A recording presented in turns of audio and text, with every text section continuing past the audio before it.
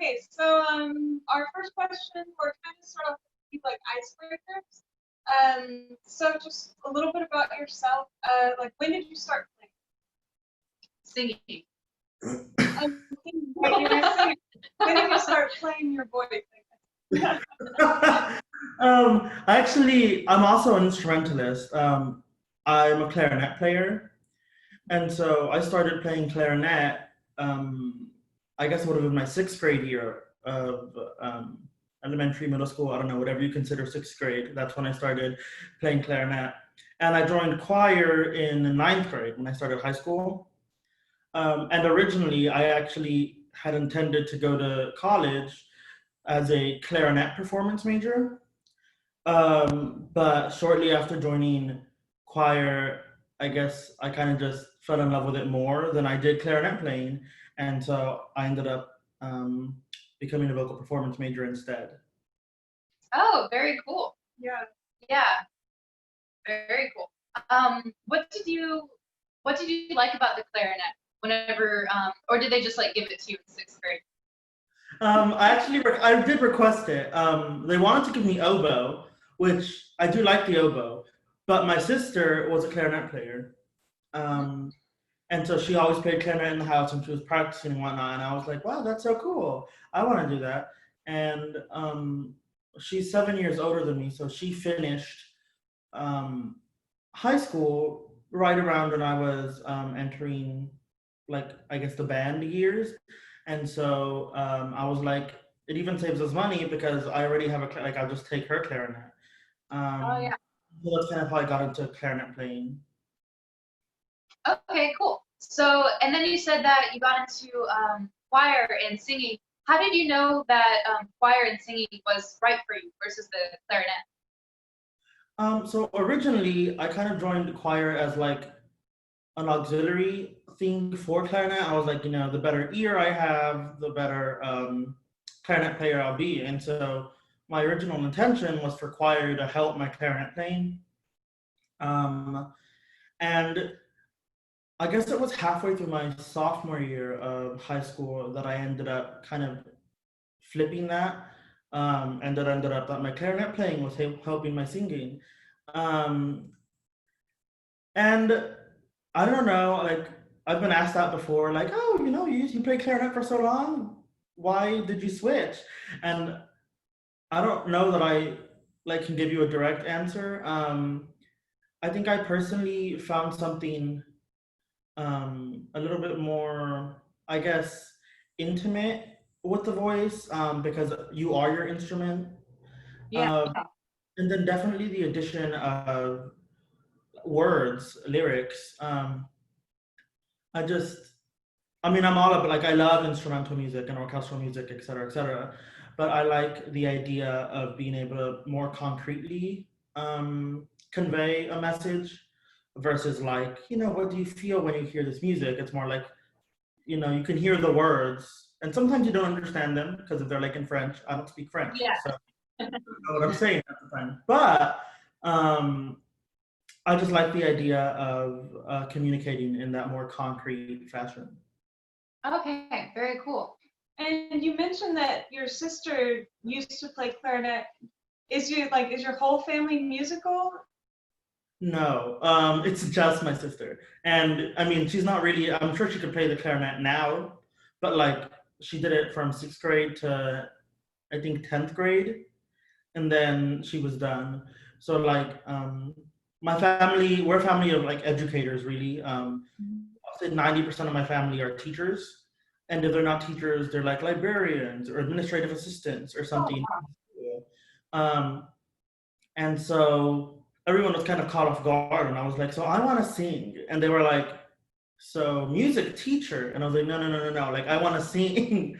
And they're like, that's different. But eventually they all kind of got on board. And yeah. Yeah. So, who would you say then, growing up or following your degree, has been the most supportive or inspiring to you? Is this out of family members or just in general? Just in general. Just in general. I would have to give that title to my assistant choir director in high school. So her name was Cody Raven Morris. She, my first year in choir was my freshman year, and that was her first year teaching at my high school.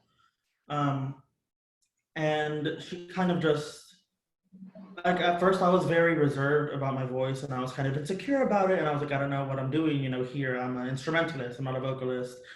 And she kind of just encouraged me to stick with it. And, slowly but surely I got better from practicing and just not giving up, really. And she graduated, I graduated, and the year after I graduated, she went to go get her master's, which she just finished this year. So now she now has a Master of Music. And throughout that process, she's just been somebody who I could always turn to for advice, whether it be like in the industry itself or just general like life questions. And she's just always been very supportive. Even like at the beginning when my family was like, is that a major, is that a career, like is that even an option? She was like, of course it is, ignore them, do your best and we'll make it work. So I would say that she is the person who has been most inspirational. Yeah, that's great. Yeah. I mean, just in my own personal experience, having someone who is really supportive is invaluable. It's great. Yeah, so in high school, is there any advice that you give to junior or senior students who are looking to follow the same career path as you, or school path as well?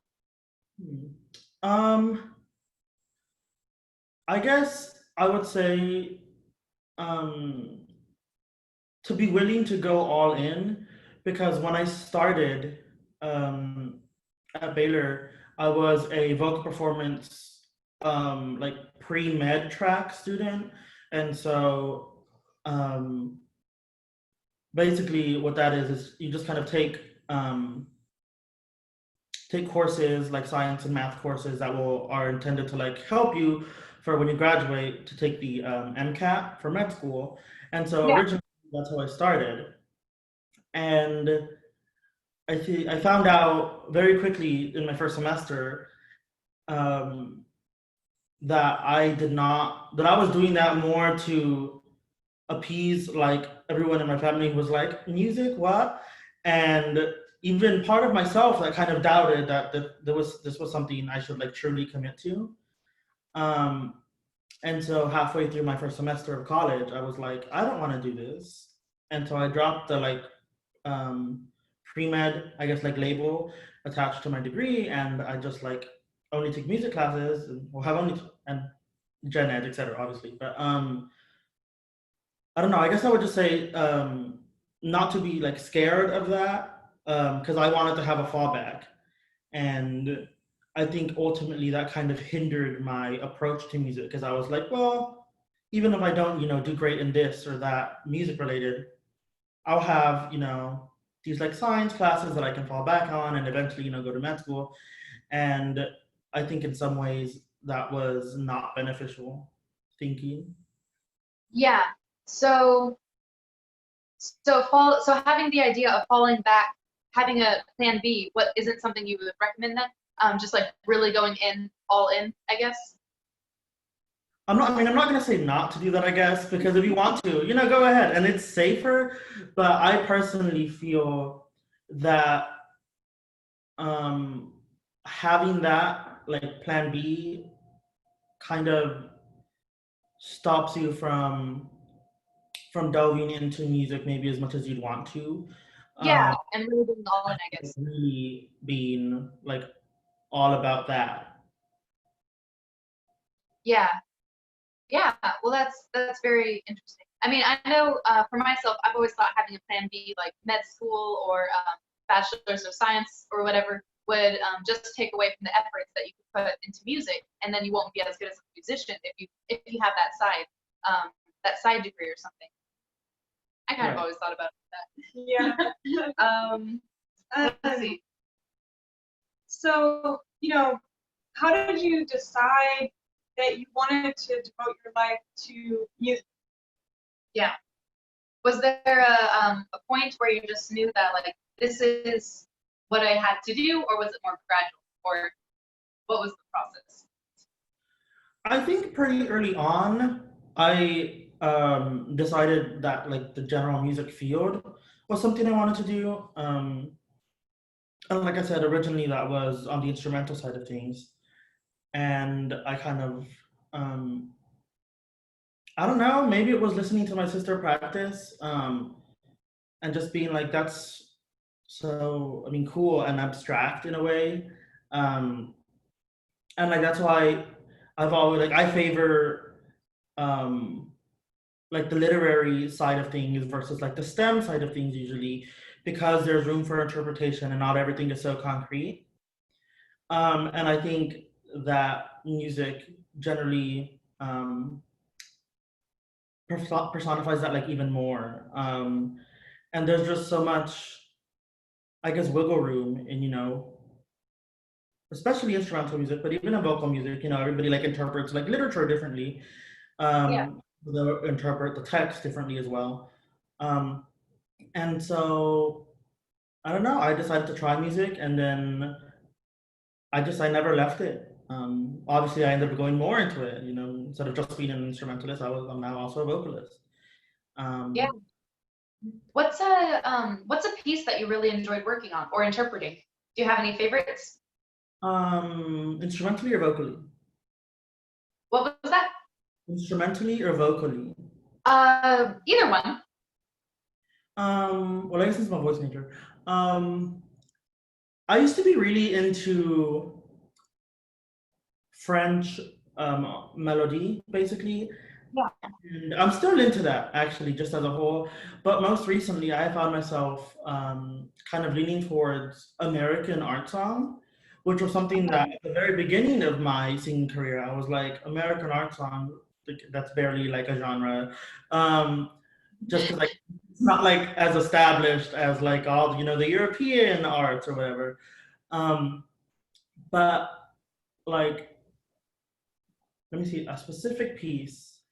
Um, there's this piece I keep coming back to by Jake Heggie. It's one of the recordings I submitted actually, by the spring at um, and I mean, like I said, I always thought of American art song as kind of like a gimmicky genre that was like, is that, is there like depth to it? Which, I mean, looking back on it, I'm like, you're dumb. Why would you not think that? But at the time, as a younger vocalist, I was like, well, it's such a young realm to be studying. And now I just think that, because a lot of times they'll say American poets as well. And I just like to think of it as me kind of helping to develop just the American classical tradition, because I think there's still room for development there. And a lot of people, I mean, like you go to like competitions and stuff and everybody's singing, I don't know, I guess to not very tactfully say things by old white, like dead people. And Yeah. I think there's something beautiful about interpreting music by somebody who could still, they wanted to hear it and listen to your interpretation of what they created. Yeah. So are there any modern composers that you really like to work with? Modern American composers? Have you gotten the chance to work with any on any pieces? No, I was supposed to. Well, we're supposed to. Well, that's. I don't know if it's still gonna happen given the state of the world. But Lori Laitman, she's an American composer, was supposed to come to our school, and I don't know if she still is. We'll see, because I don't know if anybody's having any sort of guest people come into their schools anymore this year. But I was really looking forward to that. I've sung a number of works. I'm working currently on a song cycle of hers. Oh, And we're Facebook friends, and I've like messaged her and like, what do you think about this piece? Or like, could you like take a listen to my interpretation of this song, and how does it fit up with like what you were thinking of whenever you wrote it? But so I would say Lori Laitman is probably a composer that I really like doing right now. Yeah, that's very cool. Are there any misconceptions about classical music or about you or your degree that you want to like clear up with the world or like prejudices, I guess? Um, I guess, I mean, a lot of people, just music degrees in general, especially if it's not music education, if it's like music performance, I think a lot of people are like, well, what are you going to do with that? And like, you're like, well, I want to perform music. I think that's pretty obvious. But they're like, well, where are you going to do that? You know, what are the chances of you doing that, et cetera, et cetera, et cetera. And I mean, there's merit to that argument. Like, you know, it's a highly competitive field. There's a lot of people who want to sing and not a lot as many opportunities to do so. But I would just say that even with my performance degree, um, willingly I could still go and teach if that was something I felt passionate about. I wouldn't want to teach as a like, well, I guess I have to teach because I think that would be unfair to the kids in my classes. Me being there out of a sense of obligation versus a sense of like wanting to share that knowledge. But I don't know. I just know a lot of people think that music degrees are maybe like not worth the investment. Um, and as somebody who's still getting it, I mean, I guess I can't say that like, well, you're wrong because I don't have the degree yet. I know what it's gonna like. Yeah. I don't know. They could very well be right. But I don't really see the value in entertaining those ideas. Yeah. It doesn't benefit them. It doesn't benefit me. Yeah. So how then do you see your work fitting into the music world and all of that? Like, what do you see yourself doing? Or what's your niche? Niche? Yes. Niche. That's a good question, honestly. I guess when I started, I had this idea of I think most classical vocalists when they start are like, you know, the end goal is the Metropolitan Opera in New York. That's where I want to be, you know, I'm gonna make it, whatever, whatever. And I mean, and if that opportunity should arise, I'm not gonna be like, no, you know, it's not what I want to be. But somewhere along the line, I kind of made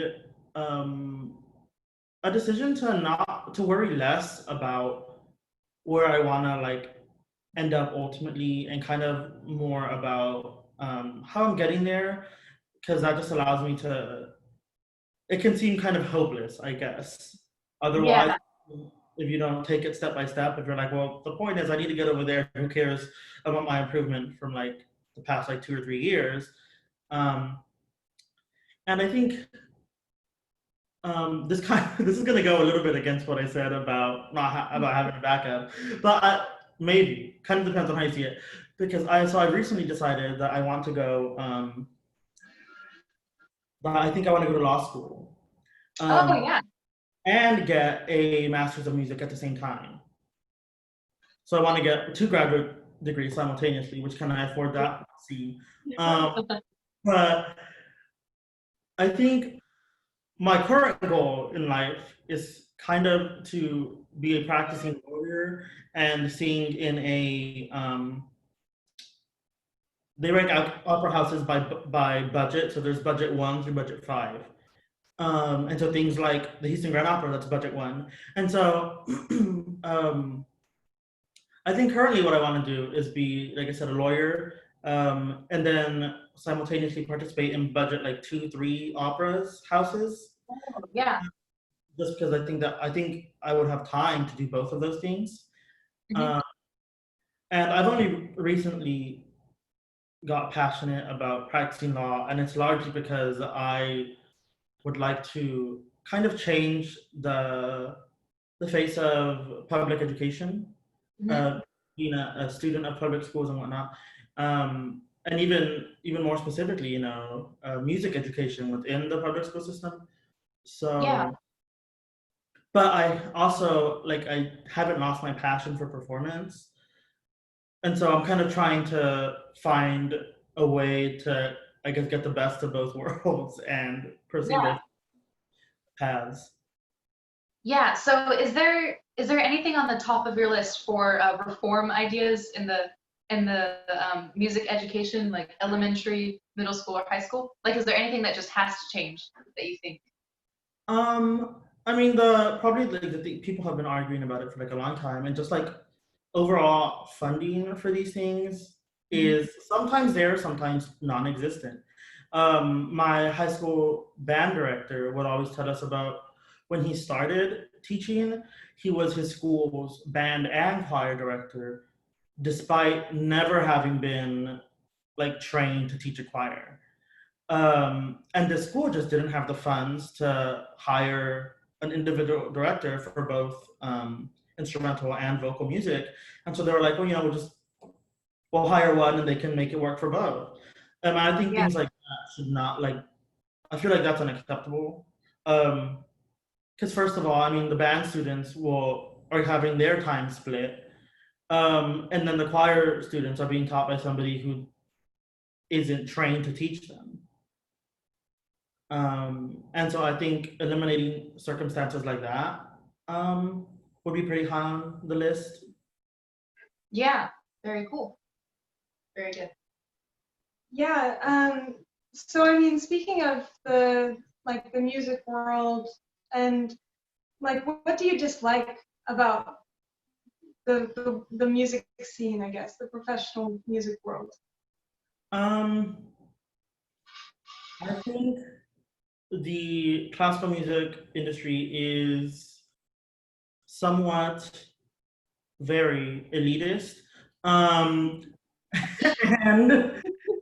Yep, it's definitely true. that's just like, I don't know.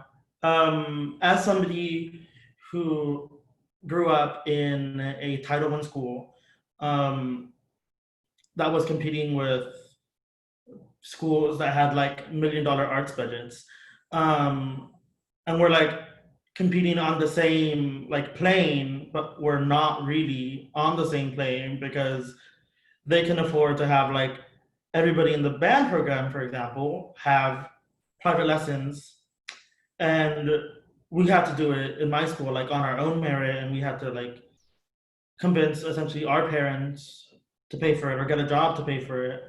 And they kind of the people at I guess less impoverished schools don't have that problem.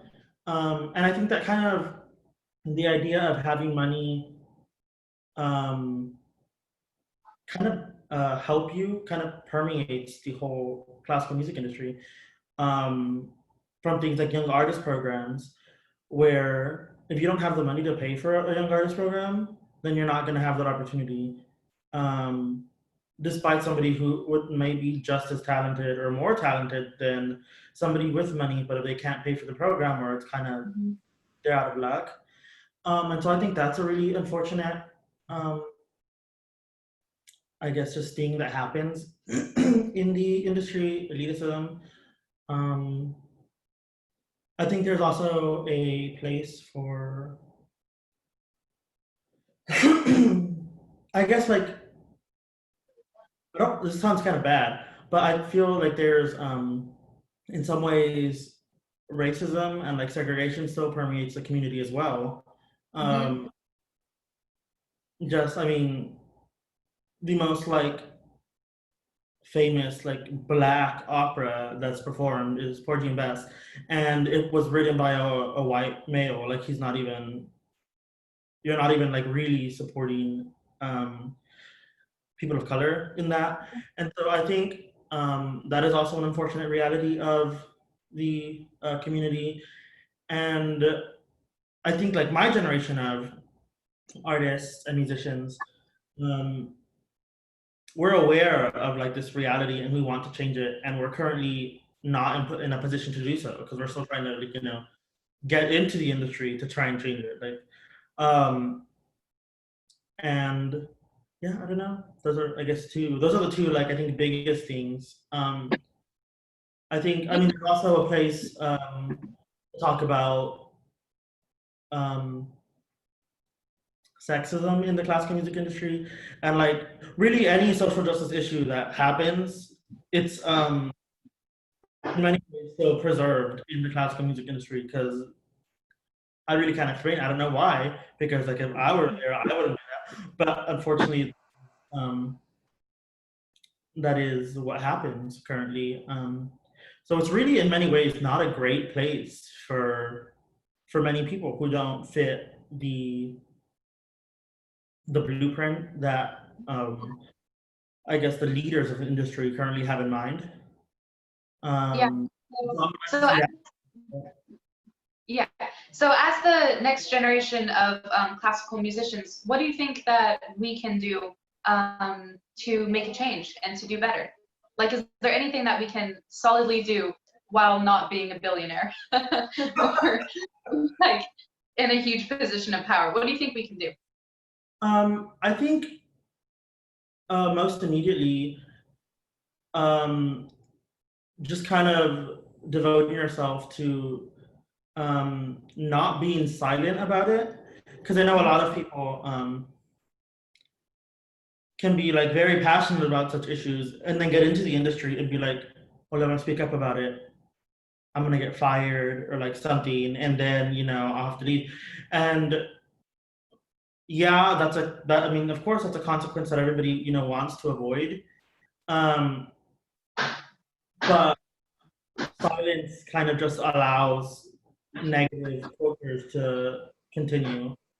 And so I think the best thing you can do as somebody who is in a position of power is to make sure that um, everyone else is being made aware of those issues and talking about them and being vocal.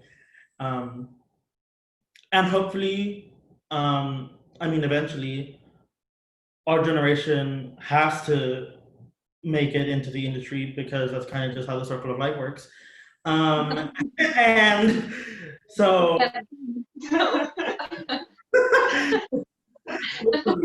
hopefully, we can avoid the mistakes of those before us.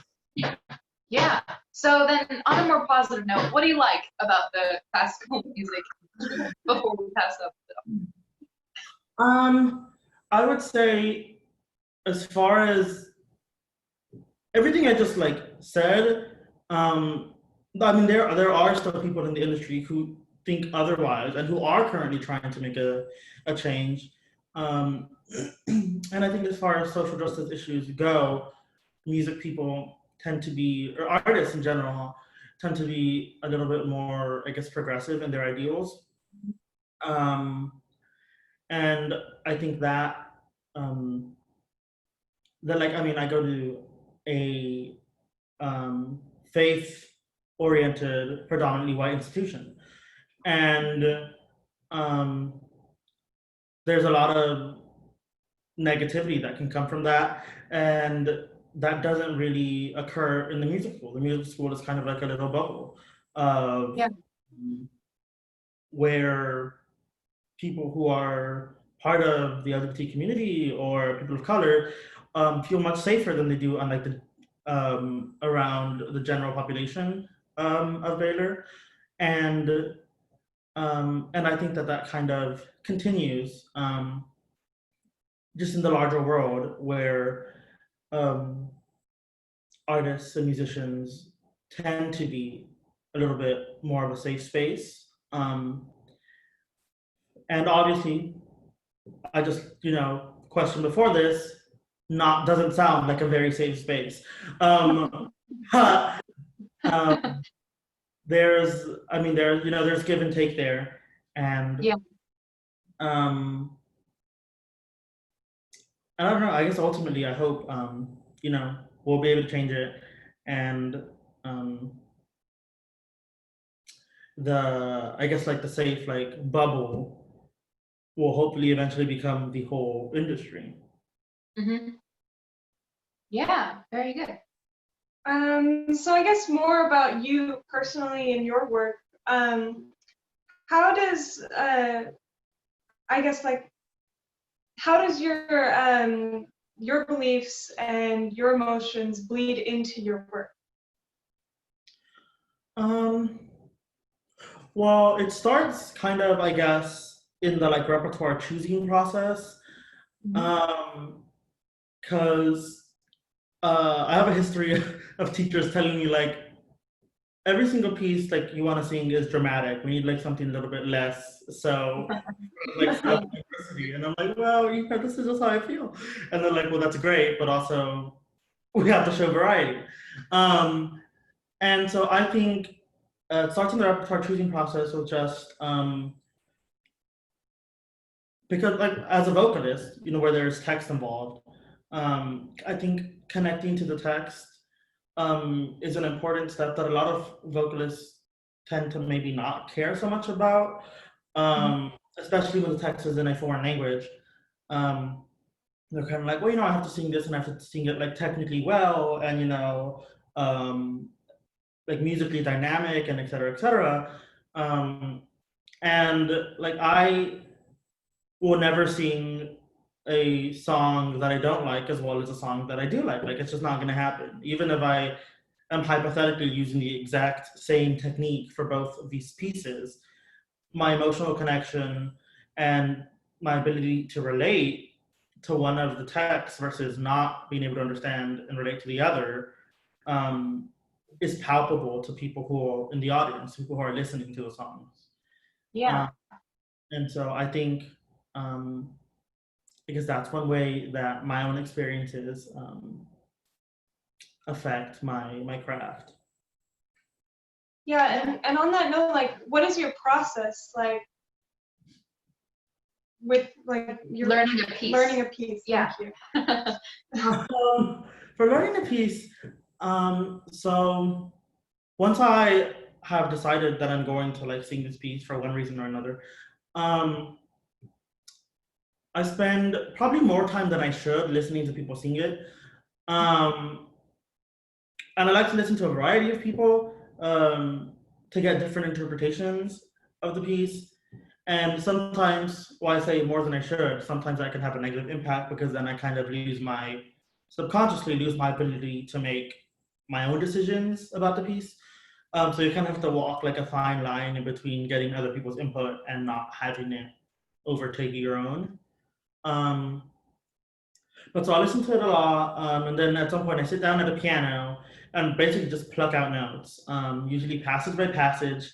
If there's like melismatic passages with all sorts of notes, those take me a good little bit. I have to like sit down and like really break them down because otherwise it's not gonna work for me. It just won't. I've tried shortcutting it and just being like, oh, you know, I'll just like kind of I'll get through the scale, and it's like it doesn't work. It just does not sound good. But it's just a lot of time at a piano, a lot of time with an accompanist if possible, otherwise with like accompaniment recording. And just once you get it to a point, once I get it to a point where I feel comfortable like running through the song with an accompanist, then there's a lot of repetition, yes, but also isolating parts that were maybe easy without the piano, that now because the piano is playing some random harmony that doesn't really like make sense to my ear, now I'm like, I can't sing that passage anymore. So then it's further isolating those sections and working through it. And then eventually we end up with like a finished product, hopefully. And I don't know, it takes some time. And as I grow as a musician, the time between me like getting a piece and like being able to perform it in a satisfactory manner shortens. But at the same time, as that period shortens, so does my I guess my interpretation of what is satisfactory, like that increases. So then it kind of is like my the period in which it takes to learn thing kind of like opens and closes because it's like, well, I can do it satisfactory, and it's like, it's really satisfactory though. Like now, is it? Now that you know it and you can sing it, could you do it better? So I always think there's room, to keep growing. And I often return to pieces like a year later, and I'm like, how does it sit in my voice now?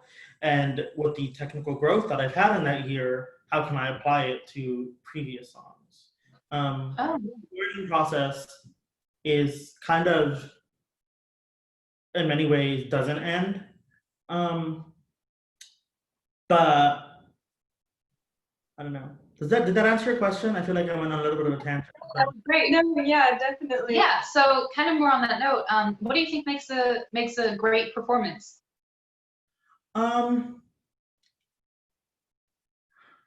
Well, there's kind of, I don't know, there's kind of like two realms of thought. It's like in an ideal world, there'll be like an intersection of like technique and like your technical approach as well, with musicality and your expressive approach to music.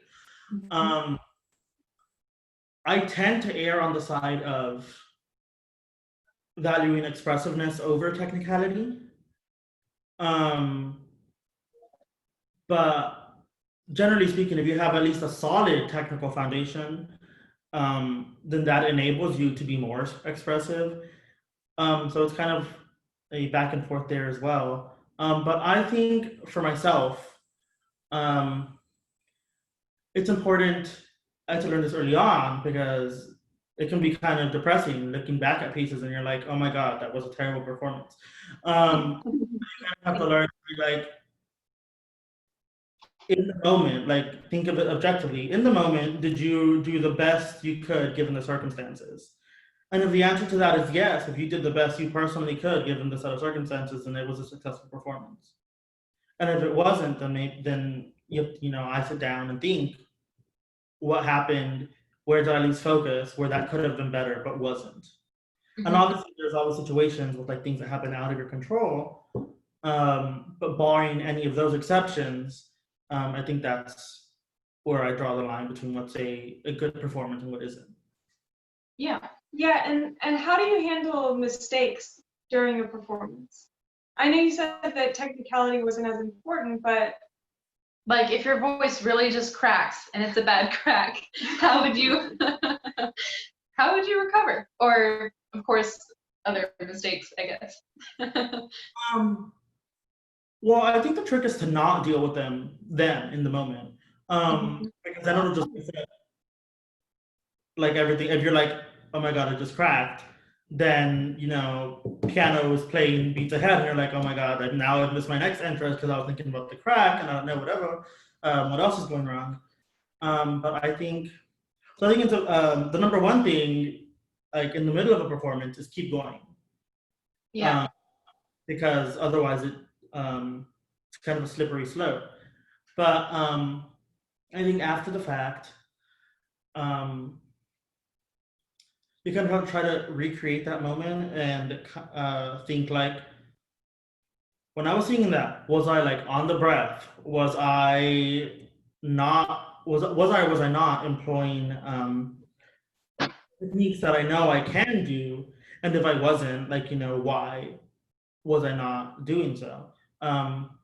Again, I think it's important, and it took me a long time to learn to remain objective in that self-evaluation, because otherwise, it does you no good to just be like, wow, you were so bad, that sucked. Why are you doing this? Because then you just don't get any sort of progression out of that. So if you're going to criticize yourself, at least do it constructively and in a kind of positive manner. Yeah, that's very good advice. I've never even like thought about like that like don't even think about the mistake in the performance. Like just think about it later. That's good. I like that. So, and like on the note of like overcoming problems, what is the biggest problem that you've had to overcome in your musical career?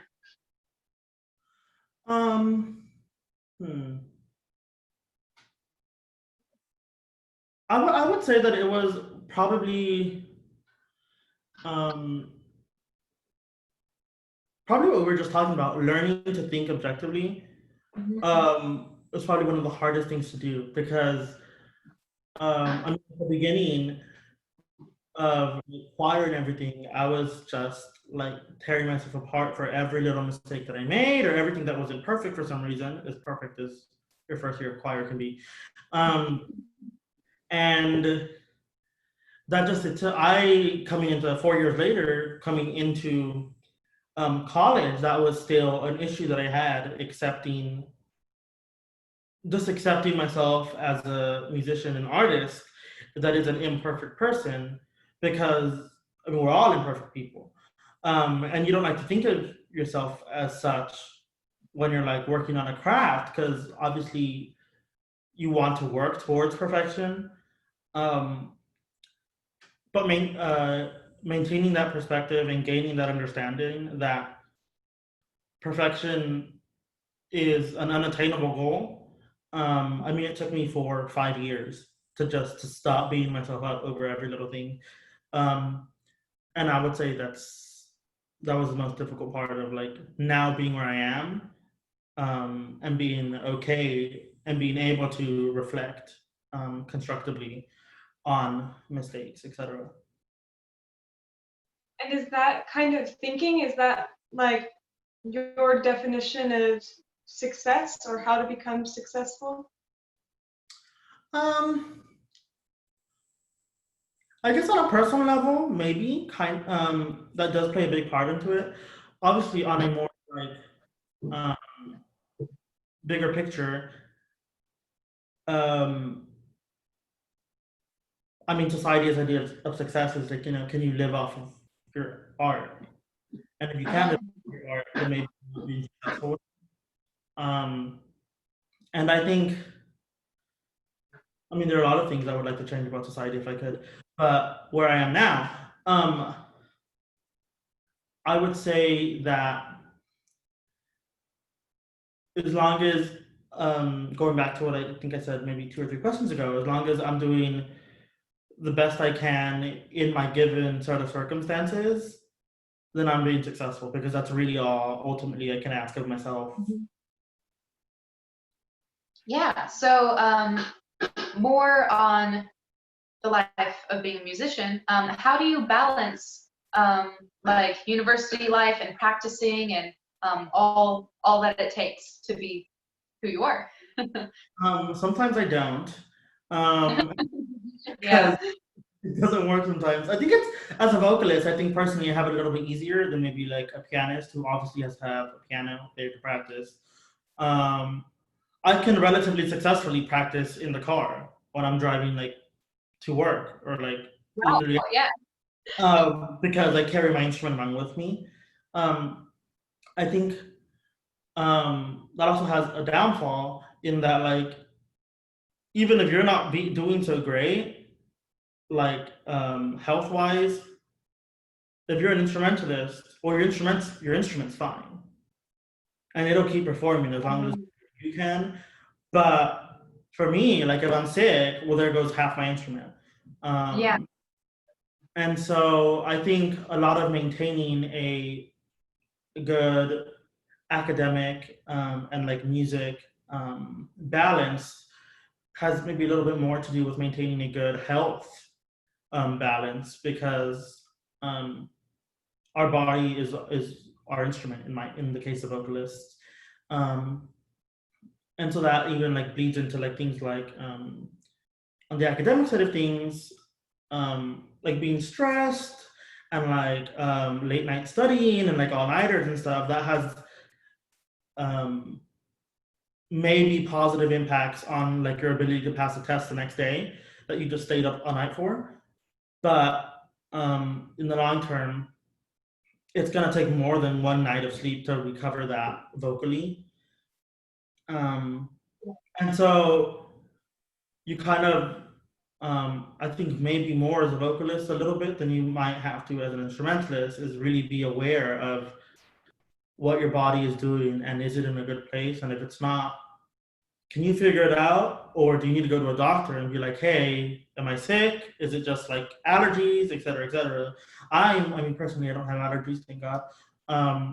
But I know for a lot of my friends, they're like, when allergy season comes, they're like, well, there goes, my jury, there goes that competition because now I don't have my upper register.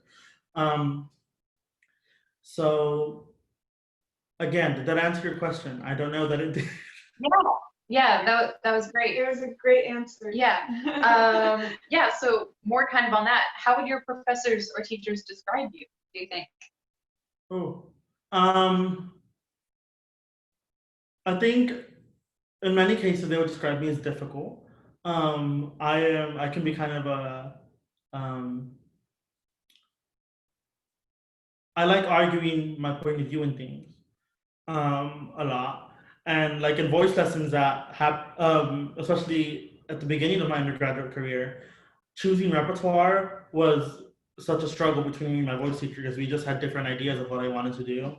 And so she was like, well, this is what's like best for your voice, and this is what you need to do now at your age. And I'm like, okay, but this is what I want to do.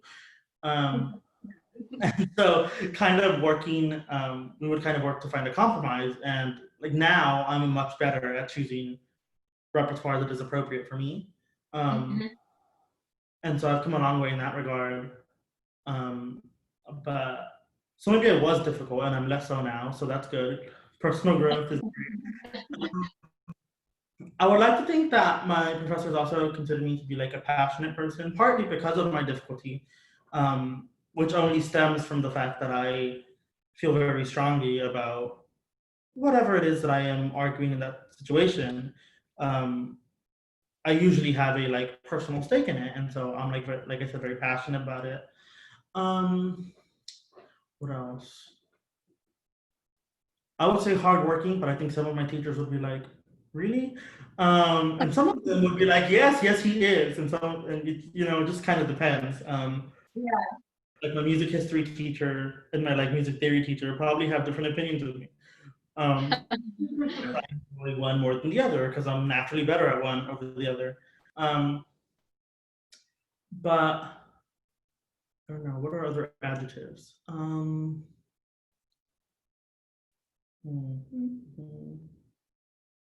Maybe I really don't know. I'm not sure. I feel like I'm kind of all over the place sometimes in different classes.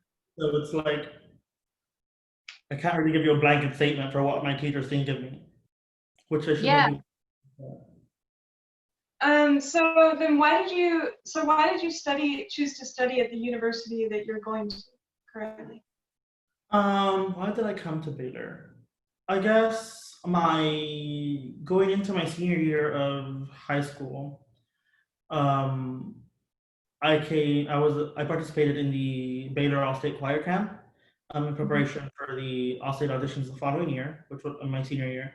And so while I was here, they offer to give you a sample voice lesson with one of the faculty. And so at the time, I didn't know any of the faculty or hadn't really looked up any of their reputations or anything. And I was like, just stick me with whoever. I'm sure all of them are competent. And so I ended up with my voice teacher, whose name is Dr. Deborah Williamson, and and so we worked with like the All-State music, and she was like, "Oh, are you all thinking about auditioning at Baylor?" And I was like, "Yes, I do. I haven't. I'm applying. I do plan on auditioning, et cetera, et cetera." And so she kind of guided me through that process. And I came up to Baylor several times during my senior year for more help on the All-State pieces, for more help on my audition pieces that I was gonna show. And I think I had my audition in January. And then even after that, I would come back and kind of like, let's talk about what we want to work on. And so she kind of, when it came down to them giving music scholarship, she was a big advocate of, I want this kid in my studio, so we're gonna like, what can we find the resources for him to come here? And that ultimately came down to several conversations between her and my dad, and my dad was like, well, these are the numbers that we need for for us to be able to send Peter to Baylor. And she was kind of like, okay, our final meeting for the financial aid is next week. I'll let you know what we can do. And then, so after that meeting, she emailed us back and she was like, good news. I was able to meet those numbers that you gave me. And so that's kind of how I ended up here. Yeah. So just kind of wrapping things up a little bit, what does your music mean to you? Like, what's really important to you, I guess? Or yeah, what does it mean to you? Huh.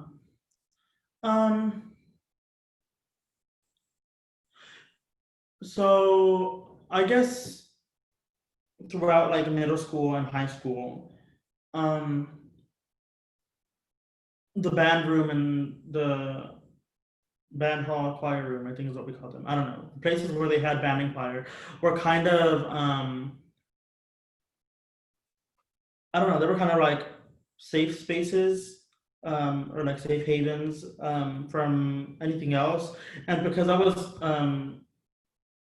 always put effort into them, um, I was pretty good. I consider myself pretty good at band and choir.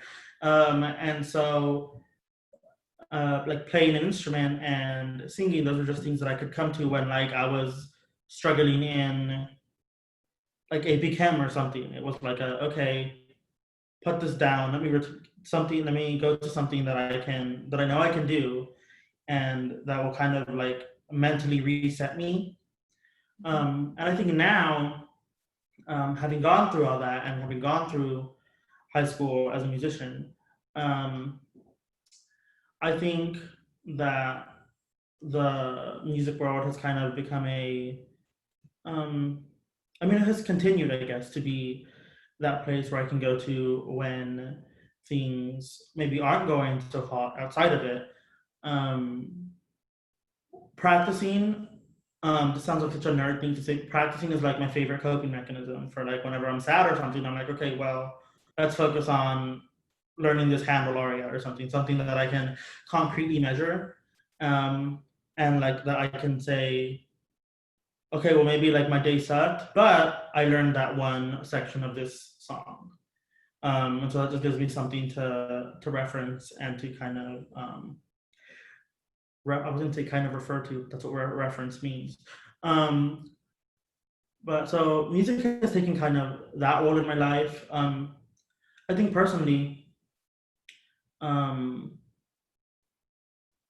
my ultimate goal with music is kind of to give other people that same feeling of like safeness, within the music industry. I maintained a like virtual studio whenever I left my high school with the people underneath me, um, underneath in like grade, not like they're below me, but like in grade, because I wanted to continue helping them and make sure that they like. I wasn't gonna like force them to stay in choir, but I didn't want to. If they chose to like leave it or anything, I didn't want that to be a decision they made lightly. And so I try to like maintain an active role in their lives, even while I was at Baylor. And I think I remember I told one of them, I was like, my goal in with music is to be able to help somebody the way like music helped me. And I remember one of them, a soprano that I was teaching her senior year, she was like, I want you to know that, you helped me the way you said that music helped you. And so I've kind of met my musical goal and I just want to keep meeting it throughout my career over and over again. Yeah, that's really great. Yeah, and so so lastly, if you had to tell the world anything right now, or if you have anything you want to tell the audience, what would it be? Like just anything on your mind, or I don't know. No pressure. Yeah, no pressure. I think given the state of the world, it's important to keep in mind that music and the arts and the entertainment industry will come back. And that I know like a lot of my friends who like are like super big into choir are like, how are we gonna have it? Are we gonna have it at all? And like they're really stressed about it. And I think just remembering that after everything, there will be a place for music. and for us to return to. I think that can be really helpful and empowering when we're just like when you're sitting on your couch and you're like, oh, is choir happening? Am I ever going to be able to sing in an opera again? I don't know. And I'd like to think that the answer to that is always going to be yes. There will always be a place for the arts. And so I think that's what I would say. That it's important to keep that in mind. Yeah. Well, thank you so much for the chance of letting us interview you. Yeah, thank you for your time. Yeah. Definitely. Yeah. So I'll go ahead and stop recording this.